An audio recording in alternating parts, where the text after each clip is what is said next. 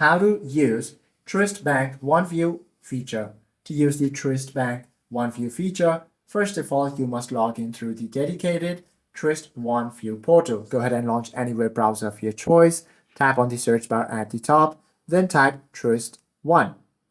Now go ahead and search for this. Once you find the official website, go ahead and open this. From here, you simply have to now go ahead and then complete the multi-factor authentication setup. Enter your unique corporate company ID, user ID, and password, and then you simply have to secure the session using either your physical MFA hard token device or by opening the Truist Authenticator application to generate a rolling verification code. Now you simply have to configure smart account privileges. If you are administrator, you can now deploy the digital treasury models as well. You can also enable mobile management and synchronize with enterprise resourcing planning systems.